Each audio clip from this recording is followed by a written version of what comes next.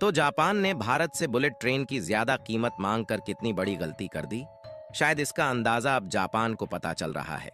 क्योंकि साल 2017 में भारत ने मुंबई और अहमदाबाद के बीच 250 किलोमीटर प्रति घंटे की रफ्तार वाली बुलेट ट्रेन को दौड़ाने का डिसीजन लिया था, जिसे साल 2026 तक पूरी तरह से सेटअप कर दिया जाना था। लेकिन शायद जापान की वजह से यह बुलेट ट्रेन साल 2026 तक भी भारत में नहीं दौड़ पाएगी, क्योंकि जापान की बुलेट ट्रेन बनाने वाली कंपनी हिताची और कावासाकी की तरफ से इंडियन रेलवे से ज्यादा कीमत वसूलने की कोशिश की जा रही है। लेकिन अब भारत के रेल मिनिस्टर अश्विनी वैष्णव ने फैसला लिया है कि हम बुलेट ट्रेन को खुद ही भारत में बनाएंगे और इसके लिए हमें विदेशी टेक्नोलॉजी की कोई जरूरत नहीं है।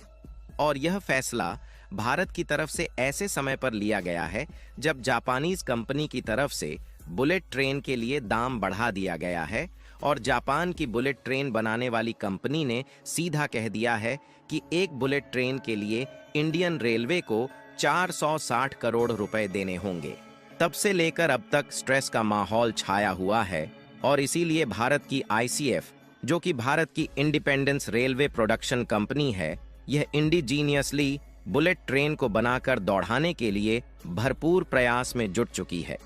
और जापान को शायद अब यह समझ में आ रहा है कि उन्होंने बुलेट ट्रेन के दाम को बढ़ाकर कितनी बड़ी गलती कर दी है। पूरी अपडेट क्या है, वीडियो में समझते हैं। लेकिन आगे बढ़ने से पहले भारत ने स्वदेशी तौर पर बुलेट ट्रेन बनाने का फैसला ले लिया है। इसके लिए वीडियो को एक लाइक करके चैनल को सब्सक्राइब जरूर कर लीजिए, क्योंकि यह आपके लिए 1 सेकंड का काम है, लेकिन इससे हमारी काफी बड़ी मदद होती है। दरअसल भारत जल्द ही बुलेट ट्रेन दौड़ाने की राह पर आगे बढ़ रहा है, जो कि भारत का एक हाई स्पीड रेल प्रोजेक्ट है, क्योंकि इसके लिए भारत में मुंबई और अहमदाबाद के बीच ट्रैक बिछाया जा रहा है, जिसका 80% काम पूरा भी हो चुका है। लेकिन यह काम जापान के साथ मिलकर किया जा रहा है, इसलिए इसमें कुछ चुनौतियों का भी सामना करना पड़ रहा है। आपको बता दें कि यह भारत के इंफ्रास्ट्रक्चर डेवलपमेंट में एक महत्वपूर्ण बदलाव लाएगा और देश को दुनिया के लीडिंग रेलवे देशों में शामिल होने में मदद करेगा। और यह एक हाई स्पीड रेल प्रोजेक्ट है, तो इससे जो यात्रा का समय है वह पहले से लगभग आधा हो जाएगा, क्योंकि मुंबई और अहमदाबाद के बीच बुलेट ट्रेन को चलाने के लिए जो ट्रैक तैयार किया जा रहा है, उस पर बुलेट ट्रेन की स्पीड 250 से 340 किलोमीटर प्रति घंटे की होने वाली है। हालांकि इसमें दिक्कत वाली बात यह है कि भारत में जो बुलेट ट्रेन का ट्रैक तैयार किया जा रहा है, इसमें इन्वेस्टमेंट तो भारत के द्वारा किया जा रहा है, लेकिन इसमें जो टेक्नोलॉजी इस्तेमाल हो रही है वह पूरी तरीके से जापान की है, क्योंकि देखा जाए तो जापान पिछले कई सालों से बुलेट ट्रेन के मामले में सबसे आगे रहा है और हमारे पास हाई स्पीड बुलेट ट्रेन को बनाकर खुद के बलबूते दौड़ाने की टेक्नोलॉजी मौजूद नहीं है। और इसलिए जापान अब बुलेट ट्रेन की कीमत को भारत के लिए बढ़ा चुका है और बुलेट ट्रेन बनाने वाली जापान की कंपनी हिताची और कवासाकी दोनों कंपनियों का कहना है कि वह एक बुलेट ट्रेन के लिए इंडियन रेलवे से लगभग 460 करोड़ रुपए लेंगे। और देखा जाए तो यह एक हिसाब से काफी ज्यादा अमाउंट है जो कि इंडियन रेलवे से जापान की कंपनी मांग कर रही है। वहीं दूसरी तरफ जापानीज कंपनी का कहना है कि भारत में क्लाइमेट चेंज बिल्कुल अलग है, इसलिए हमारे पास जो एग्जिस्टिंग बुलेट ट्रेन है उनमें भारत के एनवायरनमेंट के हिसाब से बदलाव करने होंगे। और क्योंकि यह ऑन दी सेल प्रोडक्ट नहीं है, इसलिए जापान की बुलेट ट्रेनों को प्रॉपर तरीके से भारत में दौड़ने के लिए उसमें बहुत सारे मॉडिफिकेशन करने होंगे, जैसे कि एयर कंडीशनिंग और फिर धूल को कंट्रोल करने के लिए क्या क्या किया जाना है, इन सभी को फिगर आउट करके भारत की वेदर कंडीशन के हिसाब से मॉडिफिकेशन किया जाएगा। इसलिए जापान से इंडियन रेलवे के लिए बुलेट ट्रेन लेना थोड़ा महंगा पड़ रहा है। वैसे जापान को जब इसकी कीमत बढ़ाना ही था, तो जापान की बुलेट ट्रेन बनाने वाली कंपनियां भारत की आईसीएफ, जो कि इस समय इंडियन रेलवे के प्रोजेक्ट को संभाल रही है, इनके साथ मिलकर इन बुलेट ट्रेन को बना सकती थी। इससे हमारे लिए बुलेट ट्रेन थोड़ा सस्ती पड़ जाती और इन बुलेट ट्रेन को जापान की टेक्नोलॉजी पर भारत में बनाकर तैयार कर लिया जाता। लेकिन शायद जापान ऐसा करना ही नहीं चाहता। खैर, कुछ भी हो, भारत की आईसीएफ इस समय बुलेट ट्रेन को खुद डेवलप करने पर जुट चुकी है। हालांकि भारत में जो बुलेट ट्रेन बनाई जा रही है वह जापान के जैसे एडवांस और हाईटेक तो नहीं होगी,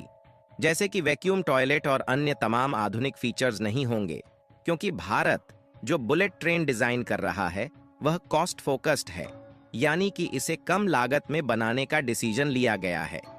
इसलिए यहाँ पर वैक्यूम टॉयलेट की बजाय बायो टॉयलेट यूज किए जाएंगे। और दूसरी खास बात यह है कि इन बुलेट ट्रेन को इस तरह से डिजाइन किया जा रहा है ताकि 50 डिग्री सेल्सियस टेम्परेचर में आसानी से सरवाइव कर सके और इसके संचालन में कोई भी दिक्कत ना हो।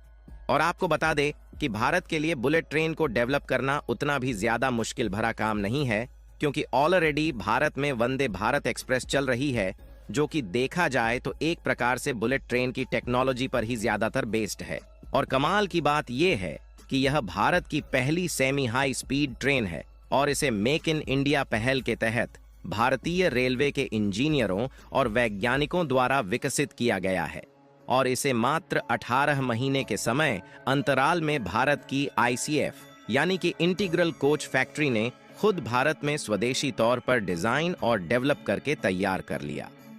और इसमें ऐसी कोई भी टेक्नोलॉजी का इस्तेमाल नहीं किया गया है जिसके लिए हमें जापान या फिर किसी अन्य देश के सामने हाथ फैलाना पड़ा हो। लेकिन इसमें मैग्नेटिक फील्ड वाली टेक्नोलॉजी का उपयोग नहीं किया गया है, जिससे इसकी जो अधिकतम रफ्तार है वह 180 किलोमीटर प्रति घंटा है, यानी कि इसे हाई स्पीड रेल प्रोजेक्ट के तहत अभी नहीं माना जा रहा है। और भारत की जो पहली बुलेट ट्रेन होगी उसे मुंबई और अहमदाबाद के बीच चलाया जाएगा और इसकी स्पीड 250 किलोमीटर प्रति घंटे से 340 किलोमीटर प्रति घंटे तक होने वाली है, क्योंकि इसमें मैग्नेटिक फील्ड की टेक्नोलॉजी का इस्तेमाल करके बनाया जाना है, जिससे पूरे तरीके से कंप्लीट होने में 1-2 सालों का और समय लग सकता है। और भारत इतने तक ही सीमित नहीं रहने वाला, बल्कि जल्द ही अंडर सी यानी कि समुद्र के अंदर से बुलेट ट्रेन को चलाने के लिए टनल के निर्माण का काम भी शुरू होने जा रहा है। और इस तरीके के अंडर वाटर टनल का निर्माण लगभग 10 मंजिलें की गहराई में किया जाएगा, जिसमें कोशिश यह रहेगी कि भारत और यूएई के बीच एक ऐसा अंडर वाटर टनल तैयार किया जाए जिसमें बुलेट ट्रेन सीधे रास्ते के साथ ट्रेवल कर सके। हालांकि यह इतना भी आसान नहीं है, इसलिए शायद हमें विदेशी कंपनियों की भी मदद लेनी पड़ेगी, फिर चाहे भले ही इन्वेस्टमेंट ज्यादा ही क्यों ना हो, क्योंकि इस तरीके के प्रोजेक्ट में सिक्योरिटी का भी विशेष ध्यान रखा जाना सबसे ज्यादा जरूरी है। और भारत जिस तेजी के साथ बुलेट ट्रेन पर खुद काम कर रहा है, उससे हाल ही में जब G7 समिट में भारतीय प्रधानमंत्री गए थे तो जापान के द्वारा बुलेट ट्रेन की चर्चा की गई। और यदि हमें बुलेट ट्रेन को 1-2 सालों के अंदर दौड़ाना है तो जापान की मदद लेनी पड़ेगी, अन्यथा हम साल 2028 तक खुद के बलबूते बुलेट ट्रेन चला सकेंगे। बाकी आपको क्या लगता है कि हमें जापान से बुलेट ट्रेन खरीदनी चाहिए या फिर खुद बनाने पर फोकस करना चाहिए? अपनी राय कमेंट में जरूर बताएं।